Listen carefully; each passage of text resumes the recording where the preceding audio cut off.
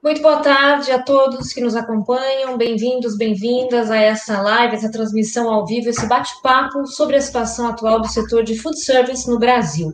Você nos acompanha agora ao vivo no canal do YouTube, do Foodbiz e também no Facebook, na conta, né, do Facebook do Instituto Food Service Brasil. Eu sou a Ana Freitas, sou jornalista, vou falar agora com o presidente do IFB, o Instituto Food Service Brasil, Eli Misrai. Boa tarde, Eli, bem-vindo. Boa tarde, Jaiana. Obrigado pelo convite. É um prazer estar contigo aqui para falar um pouquinho sobre o que está acontecendo nesse momento no setor e os eventuais impactos disso tudo, né? Pois é, impactos esses que são muito grandes para o setor que o FB representa, né? Ele queria começar justamente falando um pouco sobre esse um ano que a gente tem aí de impactos, né? A gente tem um ano de restrições no setor, depois abrandamento de restrições, volta de restrições agora. Nesse tempo todo, o que mudou a partir do momento, em março de 2020, que o setor foi, enfim, de alguma maneira surpreendido por essa pandemia, pela força dessa pandemia, os impactos dela? O que mudou daquele momento para agora, que a gente tem uma forte segunda onda de Covid? Olha, Ana, na verdade, o setor ele vem muito fragilizado naturalmente por um processo de estabelecimentos de protocolos às vezes mais rígidos, às vezes mais flexíveis, e que, de uma forma geral, tiveram um impacto muito forte na dinâmica de consumo da alimentação fora do lar.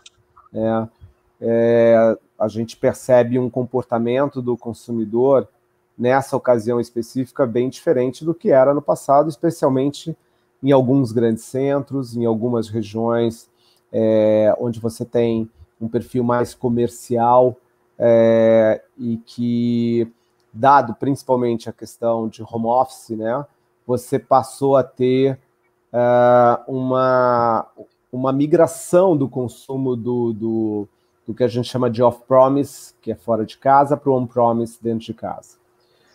O cenário, na verdade, ele veio digamos assim, depois de um grande mergulho lá no mês de abril, ele veio num ritmo de recuperação, mas nunca chegou ao patamar pré-crise, né? A gente continuou operando pelos nossos indicadores lá no IFB, a gente tem muita informação, muita inteligência, desenvolvido a quatro mãos com alguns institutos de pesquisas e alguns parceiros, sempre ficou abaixo do pré-pandemia, sendo que o ápice desse processo foi o período de final de ano, novembro, dezembro, onde você teve aí o menor gap, né, quando comparado com o pré-pandemia. Não estou nem aqui falando de ano contra ano.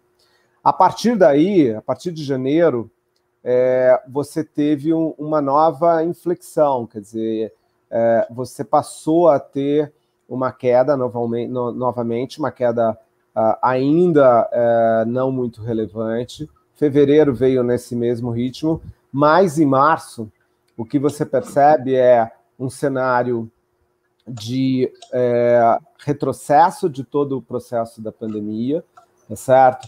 Onde você passa a ter esse processo de uma forma generalizada no Brasil, então o impacto deixa de ser mais granular em alguma ou outra geografia para ser quase que um problema nacional. Então, hoje, quando você olha aquele mapa do Brasil e vê praticamente tudo vermelho, 21, 22 estados com crescimento nos indicadores de contaminação, de contágio e de internação e de mortes, enfim, você passa a ter um cenário que tomou uma dimensão nacional e isso certamente tem um reflexo enorme dentro do setor de alimentação, que muitas vezes ele é penalizado numa visão do todo, mesmo que alguns players trabalhem seguindo os protocolos que foram estabelecidos lá atrás em relação a a proteção não só dos seus colaboradores, mas também do consumidor. Só que aqui não se segrega, né? A regra vale para todo mundo. Aqueles operadores mais estruturados, eles conseguem, estão preparados para sobreviver, se prepararam para sobreviver a esse processo, mas você tem aquele operador independente, que é, numericamente, o equivalente a 80% do mercado, em termos de pontos de venda, que sofreu a primeira onda, conseguiu, com o apoio de algumas iniciativas como o Pronamp, a medida provisória 936, renegociações de aluguel, renegociações de algumas despesas administradas, passar por esse processo, às vezes usando uma reserva e tal. Só que agora, de certa forma, não existe mais esse espaço, né? Você não vê da parte do governo a agilidade necessária para o apoio ao setor. Então, você vê uma 936 que não acontece, né? A gente vê o Ministério da Economia entendendo a necessidade do setor, mas não dando a velocidade necessária, o senso de urgência necessário.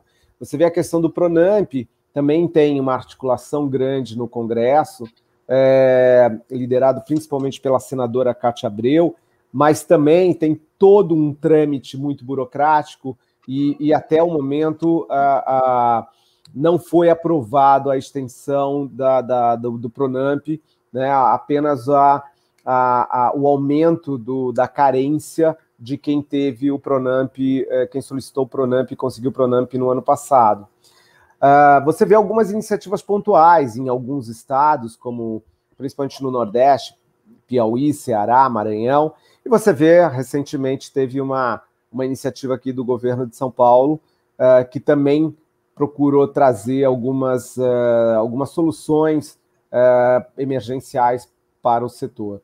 Mas a fragilidade, né, ela impera nesse processo e, obviamente, ela é extremamente preocupante porque hoje a gente vê um protocolo ainda mais rígido com a questão, principalmente, de um modelo de atendimento que era o takeaway sendo impedido de ser feito, e isso é muito nocivo para o setor, porque ele acaba basicamente dependendo somente do agregador, do marketplace, e isso, obviamente, tem um custo para ele, né? Então, isso tem uma interferência direta no pouco de dinheiro que ainda sobra, se é que sobra para estes operadores. Então, eu vejo com bastante preocupação, e o que a gente, obviamente, vem trabalhando, as entidades todas, no sentido de tentar acelerar esse processo, e, obviamente, torcendo para que o processo de vacinação se acelere, né? Porque a gente nem sabe mais o que vem de vacina, o que não vem, mas o importante é que o que tiver tem que ser agilizado, porque a vacina é efetivamente a solução para todo esse processo. Você comentou que, enfim, os estabelecimentos se beneficiaram de alguma maneira do próprio Pronamp, enfim, de linhas ou até de reservas que eles tinham, né, para aquele momento inicial de crise. Agora estamos num momento em que são poucas as opções, as reservas acabaram para muita gente. Imagino que isso acarretou, se já não acarretou, vai acarretar em mais demissões, enfim, e eventualmente até fechamento de negócios, né? Agora, eu queria que você comentasse um pouco sobre essas iniciativas que você citou aí rapidamente, essas iniciativas locais, né? No caso aqui de São Paulo, que, como você comentou também, tem a restrição de operação, por exemplo, não poder usar o takeaway, tem que ser drive-thru, tem que ser delivery, tudo isso, mas tem também a liberação de um crédito aí, um crédito emergencial para estabelecimentos de menor porte. Esse crédito é suficiente? Provavelmente não é, mas ele é importante nesse momento, na sua análise? Eu diria que hoje o grande desafio de qualquer operação é você ter um caixa para passar por esse processo, né? Tentar olhar para dentro do seu negócio e entender tudo que você pode reduzir, enxugar, enfim, se reinventar na forma de operar para ser o mais leve possível, e do outro lado, preservar ao máximo o caixa. A iniciativa do governo de São Paulo, não só do empréstimo, mas a postergação de pagamentos de algumas contas administradas, a questão de não ter a restrição do CND, que era um impeditivo para muita gente, ainda mais pessoas que vieram desse processo da primeira onda. Você tem, sem dúvida nenhuma, toda ajuda é bem-vinda, ainda mais quando se fala de conseguir um suporte financeiro adicional. Obviamente, esse é um setor que, desde o início, primeiro ele talvez seja, tirando o setor de evento, turismo, o setor que mais sofreu, mais impactado, né, nessa pandemia, e nunca houve um entendimento, pelo menos até o momento, de que precisava se fazer algo pelo setor, como, por exemplo, você vê nos Estados Unidos o que foi feito, né? Então, o nível de prioridade que foi dado ao setor, né, e aqui, obviamente, sem desmerecer outros setores que têm a mesma dificuldade ou tiveram a mesma dificuldade, foi muito pequeno. E certamente isso vai ter um reflexo muito grande no futuro, em termos de tamanho desse mercado, em termos de desemprego, efetivamente, que já vem ocorrendo desde a primeira onda, quando houve os primeiros ajustes para poder sobreviver esse período. E nas nossas projeções, inclusive do próprio IFB, a gente entende que o setor vai voltar aos patamares de 2019 somente no ano, talvez, meados do ano de 2023, né, pelas nossas simulações. Então, tem aí ainda uma jornada pela frente bastante desafiadora. Então, além de todo esse sofrimento atual, né, esse momento, essa fotografia que a gente vê hoje, a gente ainda tem um desafio enorme pela frente, dado todas as questões macro, as variáveis macro, como emprego, renda discricionária, que são grandes alavancas, o próprio home office, que são grandes alavancas do consumo de alimentação fora do lar. Quais são as medidas que você considera mais emergenciais? Você falou do Pronamp, por exemplo, né, uma eventual renovação. Nesta segunda-feira, o Instituto de Desenvolvimento para Desenvolvimento do Varejo, IDV, soltou um comunicado falando da urgência da volta daquela medida provisória que permite, enfim, suspensão de contratação, diminuição de salário, dizendo que isso é fundamental para que o varejo, e aí eles também representam alguns operadores de food service, para que o varejo não demita gente. O que você acha que é mais importante para o setor de food service hoje, se a gente for falar assim, em medida super, hiper prioritária para ontem, que já deveria ter sido tomada? Eu acho que são três medidas, para mim, que são relevantes para o setor. Obviamente, quando a gente olha a Caixa, o Pronamp ter a possibilidade do acesso a financiamento com uma carência maior e um prazo maior de pagamento para poder passar por todo esse processo, não só o momento atual, mas, como eu te falei, tem uma retomada que ela é lenta e que ela tem uma correlação direta com todo um cenário macroeconômico, né? O segundo ponto, depois do food cost, que representa, em média, 35% da despesa de uma operação de alimentos, o segundo item mais representativo é mão de obra, né? É mão de obra e, obviamente, a MP 936 ou a reedição da MP 936, ela com certeza ela vai ajudar bastante, e aí eu estou muito em linha com o Marcelo Silva do IDV.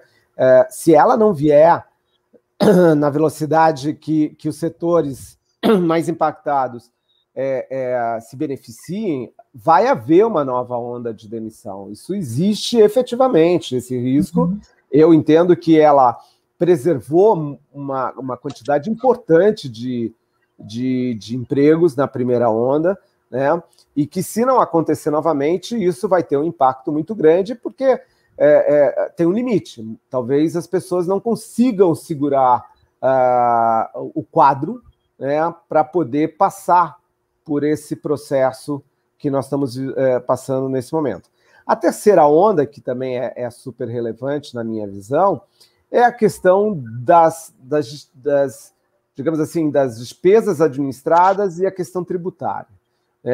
Então, acho que deveria ter, na minha visão, por parte do governo, talvez nas 3 esferas, uma visão de diferimento, por um período desses impostos, para que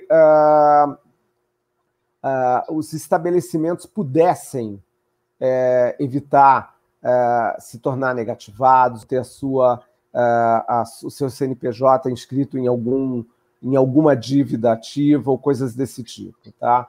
Então, eu acho que São Paulo fez um movimento de 1 mês de postergação de algumas despesas administradas, se não me engano, eu acho que foi luz e gás, né? Mas eu acho que 1 mês não é, na minha opinião, o suficiente para quem não tem a menor perspectiva, inclusive, de quando vai voltar, né? Exatamente, de volta a uma normalidade, ou pelo menos ao que era, digamos assim, num protocolo laranja, onde você pode reabrir o estabelecimento, trabalhar com 40% da sua capacidade, mas pelo menos já tentar sobreviver. Então, vamos aguardar o que vem pela frente. Talvez algumas dessas decisões possam ser prorrogadas, porque, obviamente, eu entendo que essa gestão ela é quase que um processo de gestão em real time, né? Quer dizer, você vai vendo os indicadores, o centro de contingência se reúne, avalia, toma decisões, retrocede, avança. Então, esse é um processo muito dinâmico. A gente não sabe o que vai acontecer daqui 2 semanas. A única coisa que a gente sabe é que a solução que endereça a causa raiz do nosso problema chama-se vacina. E que quanto mais rápido a gente vacinar, né, tendo essa vacina, obviamente, mais rápido a gente tende a sair desse processo. Me parece mesmo que, como você comentou, a decisão é tomada, enfim, pelo centro de contingência, obviamente, porque eles respeitam a questão de saúde, e a partir dali decide-se, então, o que vai acontecer na economia, né, em termos de flexibilização ou não, e só a partir daí é que tem a questão de apoios ou não aos setores, né? E a vacina, claro, se a gente tivesse uma situação mais estabilizada, mais previsível, talvez esse plano pudesse ser feito mais de longo prazo, realmente, né? Paralelamente, também algumas medidas anunciadas aí recentemente em São Paulo, no Rio de Janeiro também, medidas até bastante polêmicas, da questão de antecipação de feriados, esses feriadões aí que vão acontecer na capital paulista, na capital fluminense, de juntar 10 dias, enfim, isso tem algum impacto no setor diretamente ou nem tem, já que o setor já está operando, né, fechado praticamente? Eu diria para você que eu acho que o impacto ele é relativamente baixo, né, por conta da forma como o setor está operando. E, obviamente, no caso de São Paulo, eu tenho acompanhado de perto para entender o que abre e o que fecha. Né? Então, por exemplo, setor bancário, setor financeiro parece que vai continuar operando ou não, vai continuar operando. O fato de você ter lockdowns, por exemplo, em cidades do interior e cidades do litoral, represa um pouco mais as pessoas em São Paulo, então você tem, eventualmente, uma situação que pode ajudar no consumo dos estabelecimentos da capital. A mesma coisa no Rio de Janeiro, se eventualmente eles conseguirem evitar a saída da cidade. Mas eu acho que isso não interfere, sinceramente, à medida que você tem... É que lá ainda existe uma discussão enorme sobre quais os critérios que vão prevalecer, né? Porque o governo tem um posicionamento estadual diferente do governo municipal. Aqui, eu acho que já tá de alguma forma definido que a gente praticamente passa 10 dias aí como um feriado. E lembrando um pouco fazendo uma retrospectiva do que foi a tentativa similar no ano passado, não mudou em muita coisa a dinâmica de consumo. Eu acho que, para o setor de alimentação fora do lar, o fato das pessoas talvez ficarem um pouco mais em São Paulo pode ajudar no delivery, que é o único modelo que funciona, juntamente com o drive-thru, mas não vai, de certa forma, mudar o ponteiro do setor. Eu acho que, infelizmente, só mudaria se a gente tivesse, em algum momento, a possibilidade de abertura ou de flexibilização do protocolo, mas o que não deve acontecer, na minha opinião, até meados de abril ou final de abril, dados que a gente vem acompanhando diariamente nas informações aí de contaminações, né, de contágios e de mortes, etc. Acho que esse cenário ele tem de se prevalecer aí pelo menos até meados de abril ou final de abril. Só para complementar, você citou o setor bancário, né? A Federação Brasileira de Bancos soltou uma nota dizendo que, de fato, eles pedem que as pessoas deem preferência ao digital, ao internet banking e tudo mais, mas vão abrir as agências para os casos que a gente sabe que são muitos ainda, né? De pessoas que vão receber aposentadoria, salário, enfim, na boca do caixa, porque não tem essa familiaridade com a internet, né? Ainda, enfim. Para finalizar, Eli, e muitas escolas, só complementando, muitas escolas também parece que não vão aderir, né? Pelo que eu ouvi, como as crianças já estão dentro de casa, já não estão no presencial, parece que isso também vai se manter, quer dizer, as aulas virtuais vão acontecer, o que, de certa forma, obriga as pessoas a talvez a ficarem um pouco mais em São Paulo. É verdade. Acaba com esse caráter de feriado, de fato, né? Exatamente. Para finalizar, ele tem alguma orientação que você acha importante dar para esse operador de food service? Enfim, para quem está envolvido, né, na cadeia de food service nesse momento, um alento, talvez, né? Uma dica, se vai pedir empréstimo, por exemplo, crédito para os governos que estão oferecendo, como usar melhor, se existe uma aplicação melhor, acho que depende, claro, caso a caso, mas, enfim, dá alguma orientação geral, assim, para quem está nesse momento enfrentando dificuldade. Olha, Ayana, eu acho que assim, muita gente já fez esse exercício, tentou buscar os apoios que foram disponibilizados na questão de crédito. Alguns conseguiram, outros não. Eu acho que teve muita gente que adotou a MP 936 e ajudou bastante. Então, o receituário, pelo menos o que tem sido ofertado até agora, é um pouco mais do mesmo, e sem dúvida nenhuma, eu recomendo que todos os empreendedores do setor, independente do tamanho, busquem acessar essas alternativas que estão sendo disponibilizadas nesse momento. Agora, desde o primeiro momento, eu sempre procurei me posicionar nas lives lá atrás, que esse era um bom momento para uma boa reflexão sobre o seu negócio, o seu modelo de negócio, a sua estrutura de despesas, eventualmente, e talvez a complexidade da gestão. Então, talvez, né, mais uma oportunidade para que as pessoas novamente façam um novo mergulho, tentam entender quais são as oportunidades que você tem da porta para dentro, né? Obviamente tem que estar atento muito ao comportamento do consumidor, à forma que ele vai consumir, né? As mudanças de atitudes, mas aquilo que é controlável, aquilo que está no seu controle, que é da porta para dentro, o que é possível se fazer? Linha a linha, né, do seu demonstrativo de resultados, né? O que é possível? É possível se negociar, por exemplo, os aluguéis? É possível, eventualmente, trabalhar mais enxuto, terceirizar alguma coisa? É possível fazer uma reengenharia do cardápio para simplificar um pouco mais a operação, trabalhar com um mix eventualmente mais enxuto, diminuir a complexidade da gestão dos estoques. e, eventualmente, da própria operação, do back-office. Então, esse é um momento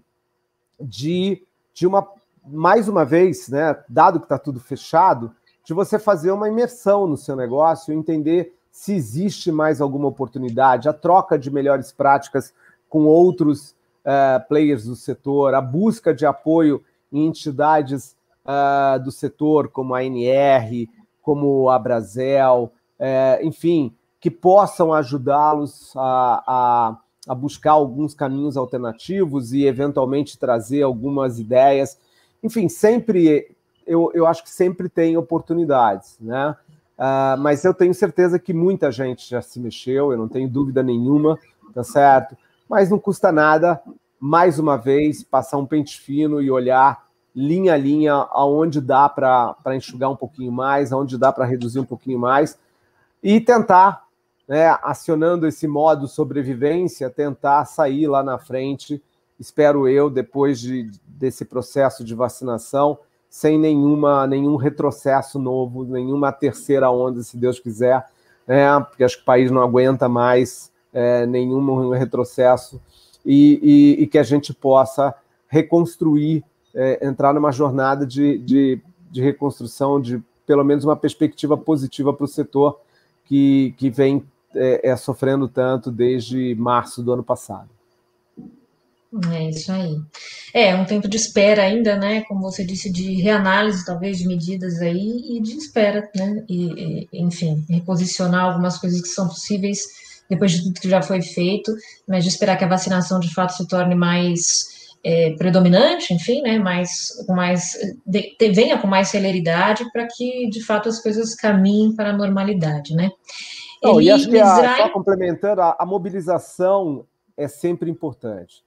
Quer seja de entidades, quer seja podendo conversar com alguém que possa ajudar. Então, acho que a passividade nesse momento é o pior dos mundos. Então, a resiliência, acho que a resiliência, a proatividade, o inconformismo é sempre saudável, desde que, obviamente, com alguns limites, né? É isso aí. Eli Misrai, presidente do Instituto Food Service Brasil, IFB, obrigada mais uma vez aqui pela presença, obrigada pelo bate-papo. Aqui, vocês estão vendo aqui embaixo o site Foodbiz Brasil, é um site onde você se atualiza sobre tudo que diz respeito a esse setor, tudo que está acontecendo, não só com relação a essa crise que a gente está passando no Brasil inteiro, mas também com relação a iniciativas. Tem muita empresa inovando aí, fazendo coisa bacana, mesmo nesse período difícil. Eli, obrigada mais uma vez. Obrigado você, Ayana. Um abraço e estou sempre à disposição.